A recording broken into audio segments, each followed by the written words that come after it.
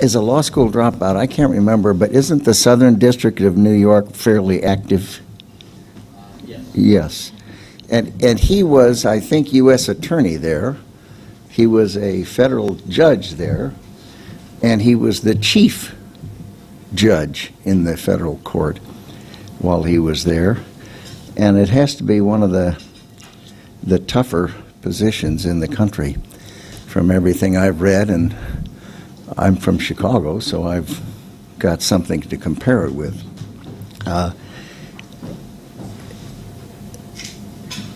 And we were talking at lunch, and after 4 years as a midshipman and 3.5 years in the Navy and 17 years in the Naval Reserve, I got right up to captain, just below admiral, rear admiral, and I had to step aside because I decided as Secretary of Defense I couldn't call myself up. All he did was have some president nominate him and the Senate confirm him, and now everyone calls him general. It's not fair. It's not right. I call him judge. I'm not going to call him general. But this gentleman who is going to come up here and say some words and respond to some questions has had a lot of honors in the legal field, and he has earned a reputation for a very sharp intellect, integrity, patriotism, and I should add good humor, which is a wonderful combination. It's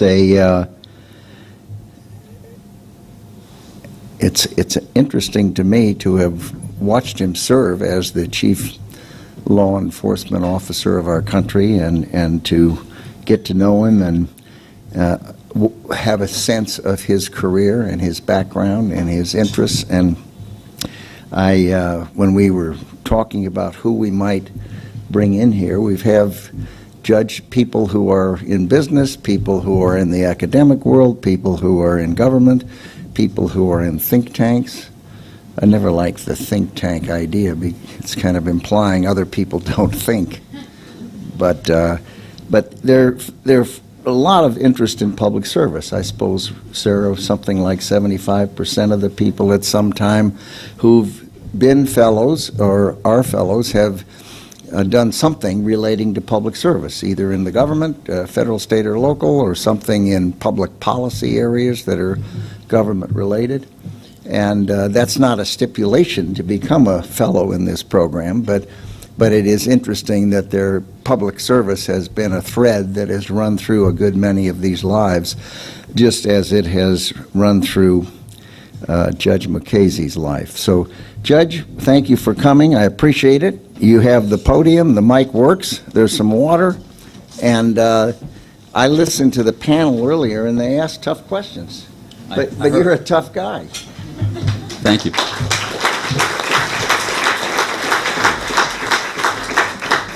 I thank Secretary Rumsfeld for that lavish introduction, but I have to tell you that the toughest part of being chief judge is realizing that there's absolutely no authority that goes with, it's all a matter of administration, and it's like herding cats is what it is.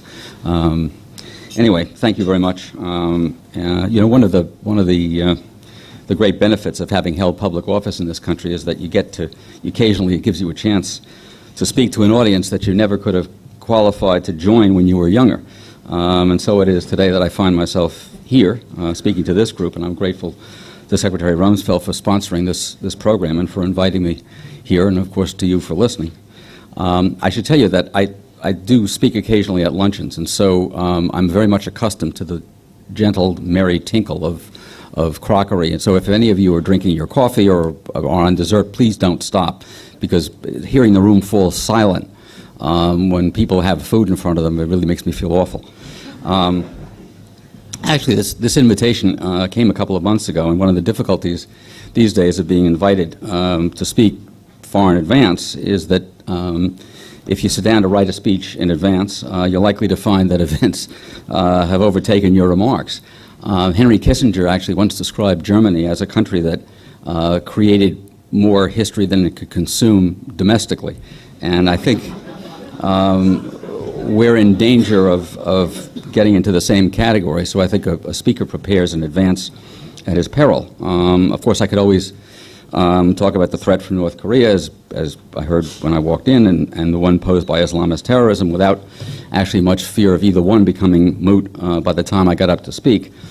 But there is one phenomenon that didn't exactly debut, but certainly sharpened during and after the election, that I think challenges what actually holds this country together, and may in fact represent a graver threat than either North Korea or militant Islamism, and I certainly think it affects the intellectual climate in which you folks evaluate information. Some of it had already started on college campuses, but the rest of the world seems to have caught on in a hurry. And here I'm talking about the phenomenon of people not being able to put up with a political conclusion or a political result that contradicts their expectations and preferences. And when I say not being able to put up with, I mean that literally. People go into psychological and physical reaction to political results that they disapprove of or claim to. And those usually involve wallowing with others in shared misery, and sometimes involving calls for committees to provide legal assistance for as yet unimagined invasions of people's rights, and to provide support for what is certain to be the worsening plight of the most vulnerable in our society, which is usually expressed in racial, sexual, or financial terms.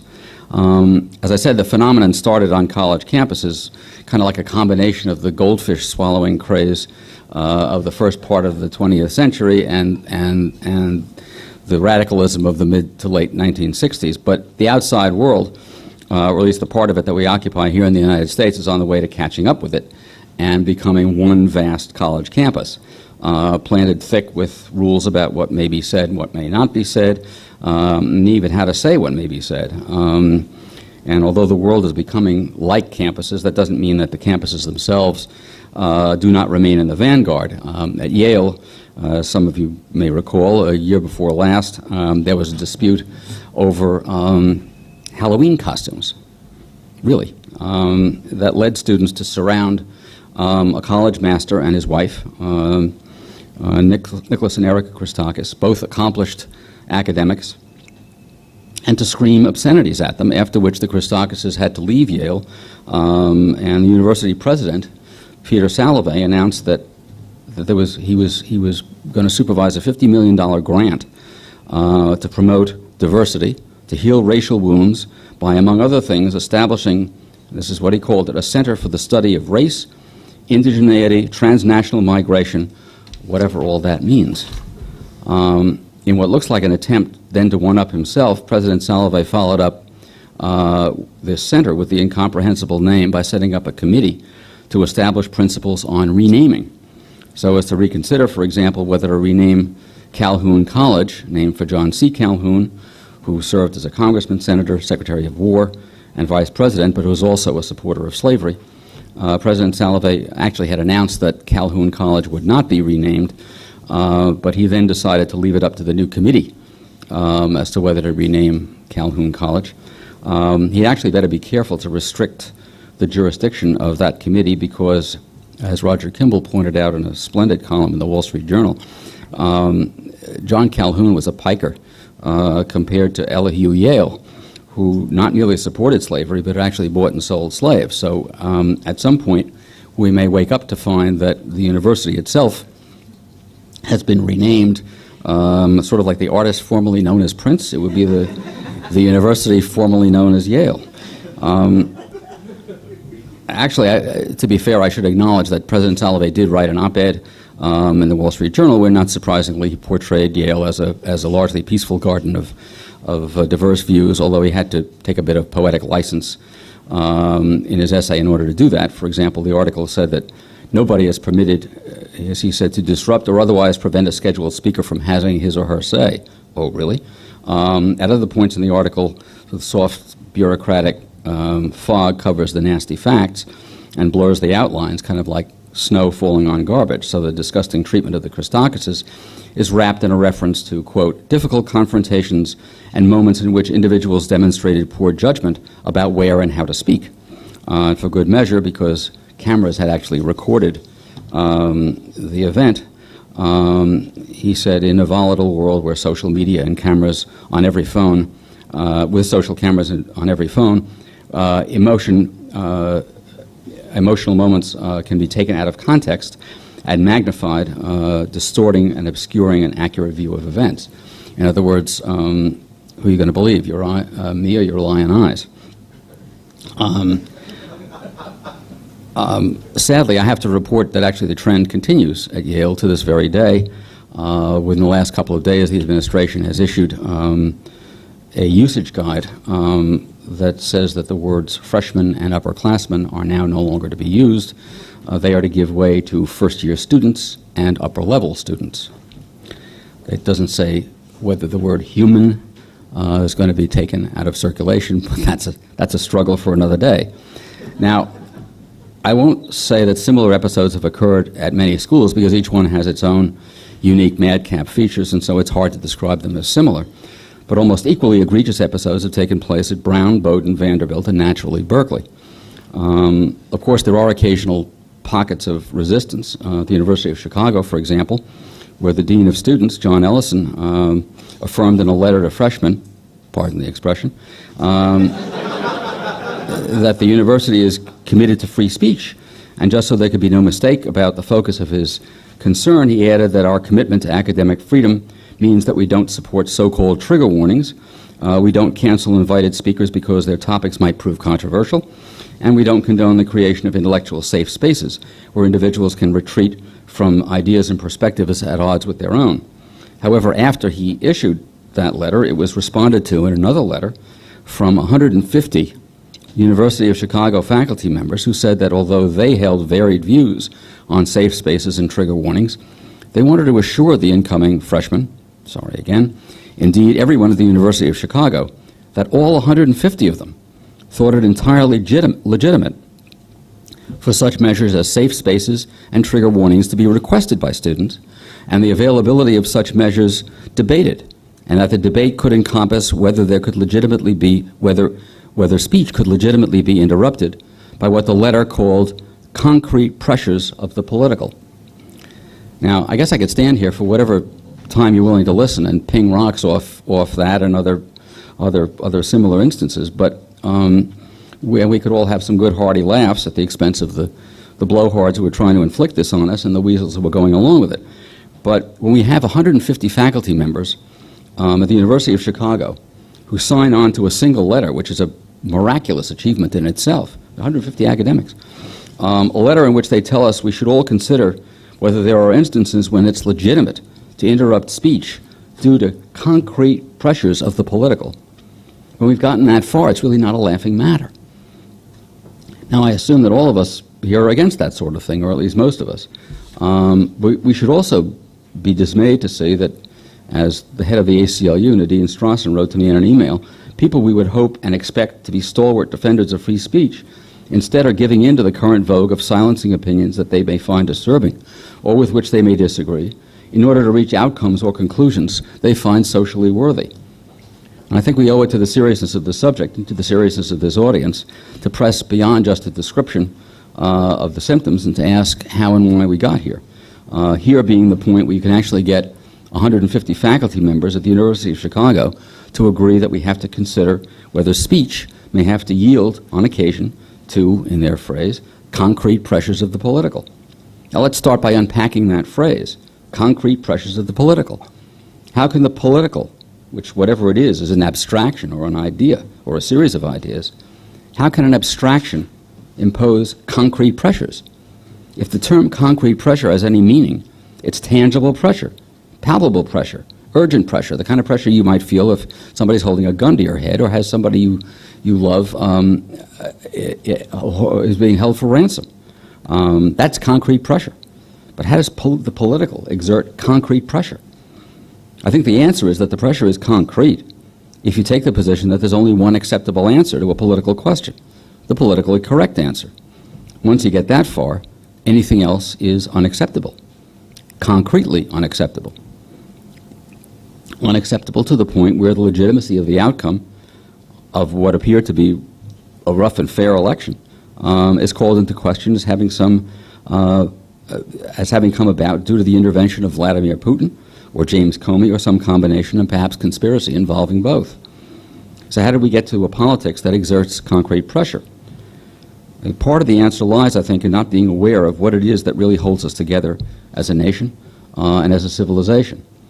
The emphasis we place, often with great pride, on the claim that we are a nation of laws, usually in contrast to a nation of men, or a nation of people, I should probably say, to be politically correct. The idea being that we are governed by objective rules rather than by the will or whim of a ruler, which is certainly a good thing. But that's not the only will or whim that's bearing down on us, nor do I think it's the most dangerous one. In fact, it's possible easily to put more emphasis on this being a nation of laws than is good for anyone. I think most of you go about your daily business and contribute to the general welfare without worrying too terribly much about the law, and that's a good thing, particularly if you stop and consider the places where people have to go about their daily business while keeping in mind constantly what the law is and what it requires of them, and what it can do to them if those requirements are not met. You will realize that countries where people go around like that, with a constant focus on the law, are most typically countries like North Korea or Cuba, where whether or not you have the law constantly in mind, the law has you constantly in mind. I think it isn't really being a nation of laws that actually holds us together. Rather, I think what holds us together is what a 1924 essay by Lord Fletcher Moulton referred to as obedience to the unenforceable. The unenforceable being one of the three domains he says exist around us. Another one being the laws, which I already mentioned, and the remaining one being personal whim. And that's the kind of whim that bears down on us today. In his 1924 essay, Lord Moulton put it this way. He said, these are his words, "The real greatness of a nation, its true civilization, is measured by the extent of this land of obedience to the unenforceable. It measures the extent to which the nation trusts its citizens, and its area, that is, the area of the land of obedience to the unenforceable, testifies to the way they behave in response to that trust. With the expansion and proliferation today of laws, technical rules on the one hand, and the increasing space occupied by the domain of whim, the degree to which personal choice and taste is the defining basis with which we allow ourselves and others to do, the space occupied by what Lord Moulton said defined the greatness of a nation, the space occupied by obedience to the unenforceable, is getting smaller by the day in this country, if not actually by the minute. Now, I'm not the first person to talk about this tendency. Obviously, Lord Moulton did it in his essay in 1924, and I'm sure many others have since. It's the sort of stuff that you would expect to find in commencement addresses. But why should this be of particular concern to an audience of people with your concerns? One reason is that personal taste and preference have started to impinge not only on how people behave with respect to themselves and toward one another, both in public and in private, but also on how they view reality, the degree to which they're willing to accept the idea of objective truth, particularly to the extent that it may conflict with a belief that they consider important. An objective truth is something people have to accept if, among other things, our legal system and our national defense are to function as they should. It's something we should also have to accept if we're going to be able to make important political decisions, decisions around how to keep us safe. In the real world, things happen one way, and one way only. Of course, we've all heard of conspiracy theories about all manner of public events. In our own lifetimes, everything from the assassination of President Kennedy to the collapse of the housing bubble and the credit markets in 2008 is the subject of theories, some of them pretty crazy. But again, either Lee Harvey Oswald shot President Kennedy or he didn't, and either he acted alone or he didn't, and those are provable facts. And either the housing bubble built up due to a chain of objectively provable events, or it didn't. In a different setting, we've heard it said that our government, principally our intelligence agencies, have engaged in questionable conduct in their gathering of intelligence.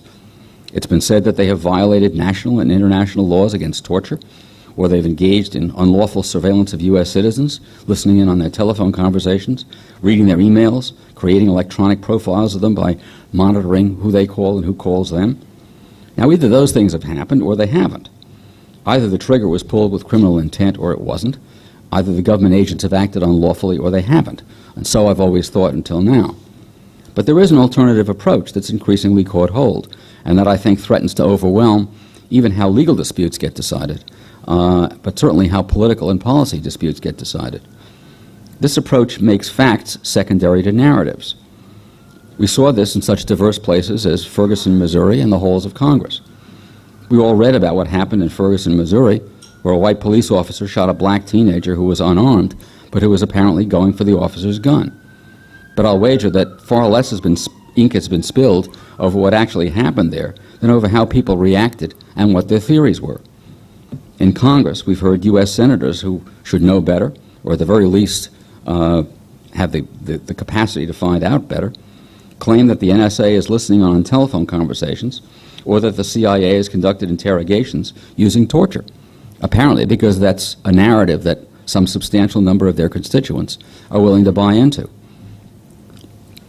In fact, as to interrogation techniques, one newspaper, the New York Times, or the newspaper of record, as it likes to call itself, or TNOR, as several friends of mine and I refer to it with more than a trace of sarcasm, TNOR has decided as a matter of editorial style that it will refer to interrogation techniques used by the CIA as torture, notwithstanding that torture is defined in a federal statute that sets forth certain required elements of proof, and that none of the techniques used by the CIA actually fits that definition.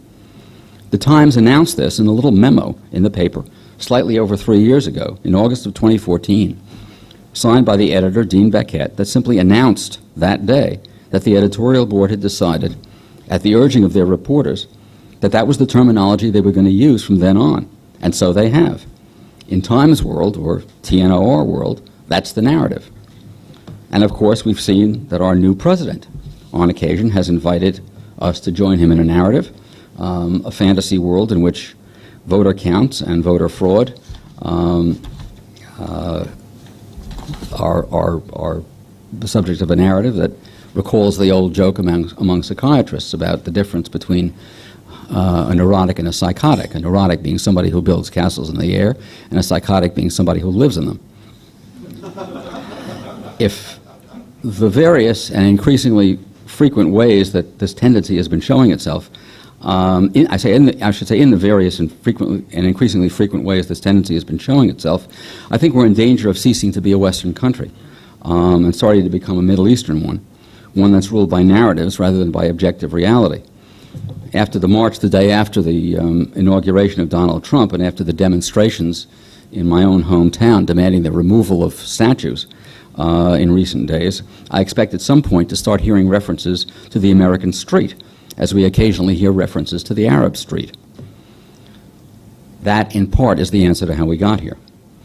Another part of the answer, I think, lies in the political history that followed World War II. Others have written about that history and some earlier relevant history, notably John Fonte and Yoram Hazony, who are the authors, respectively, of a splendid book called Sovereignty or Submission, and a splendid essay called Nationalism and the Future of Western Freedom. Daniel Hannan, the British Conservative member of the EU Parliament, may also be counted in that number. All three of these people, and others who hold similar views, are defenders of the sovereignty of democratic nations as the key to maintaining freedom. All of them describe the current manifestation of an age-old struggle between global governance and self-government. Self-government of nations that adhere to minimal standards of freedom and dignity, standards easily captured, for example, in the Ten Commandments. That kind of government in different nations necessarily involves a variety of constitutions, religions or lack of them, and economies, each serving a population with a more or less shared background and experience.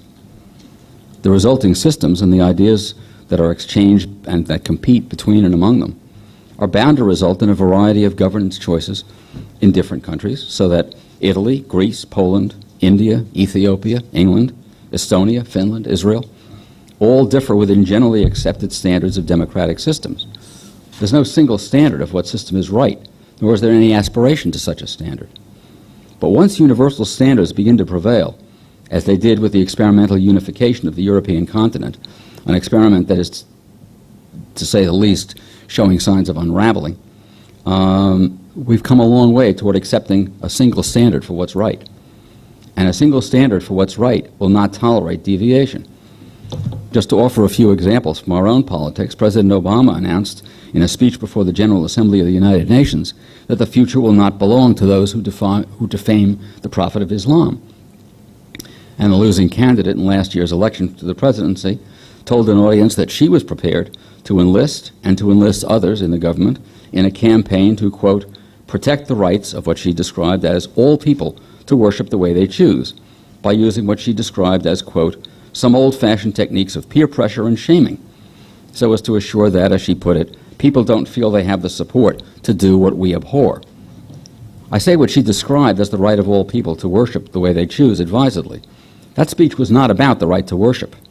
That speech was delivered to an entity called the OIC, the Organization of Islamic Cooperation, which is the bloc of 56 Muslim countries at the United Nations, plus the Palestinian territories, places where there's only one religion whose adherents may worship the way they choose, and where if adherents of other religions try to worship in public the way they choose, they may find themselves under some really concrete pressure. What she had in mind was an intimidation campaign in which the government, in violation of the First Amendment, would participate directly with others in harassment and browbeating, directed against people who advocate views about Islam and Islamists that the participants in that campaign abhor. Now understand that what's going on here is a substitution of the goal of preordained outcomes in place of the goal of lawful and fair process, and that the method to impose preordained outcomes is old-fashioned intimidation. In some places in the Western world, people now feel the need to hesitate before acting and speaking that they would have if the norms that gave rise to variations on the theme of freedom and democracy were not in control. In the United States, we're lucky because we've been given something that can help us resist across the board forces that would undermine our civic life. On the one hand, the force that pulls us in the direction of accepting standards imposed on us that we haven't adopted for ourselves, and on the other hand, the force that would allow us to resist those standards only in part, either only the part that offends culture and religion or only the part that offends nationalism. There's something that we've been given to help keep us out of that quandary and to help us resist across the board the faceless mandarins who run the international bureaucracy and the domestic campuses, as well as the vulgarians who seem increasingly prominent both in and out of power, is something that other nations don't have. That something is a written constitution going back, as of September 17th, 230 years, that is still considered a proper object of veneration in our own country, and at least admiration, if not veneration, overseas. It's the oldest, and at a little over 4,000 words, the shortest constitutive document in what we may still call the civilized world. It sets up a government that spreads and balances power between and among three branches of the federal government, as well as between the federal government and the states, a government exquisitely designed to overcome the dilemma described in Federalist 51 that if men were angels, no government would be necessary, and if angels were to govern men, no restraint on government would be necessary. In protecting that written constitution, we can still employ the tools of rhetoric, including ridicule, to hoot down attempts to change that written constitution in the guise of making it, quote, live, unquote, and also to hoot down attempts to claim that because the outcome of the election didn't live up to expectations of some or down to the expectations of the remainder, people may retreat into a state of denial and invite others to join them. We can do that only with the sheer tenacity of a sort that involves holding on to and insisting on standards of free speech that others may mock. I think the kind of tenacity I'm referring to was expressed in the inscription on a small brass plate that used to be fastened to the topmost spar supporting the highest sail on every British man of war back in the days of sailing ships. A short but very forceful message to the sailors who climbed up to that height. The inscription on that plate was, "Hold fast." Thanks very much.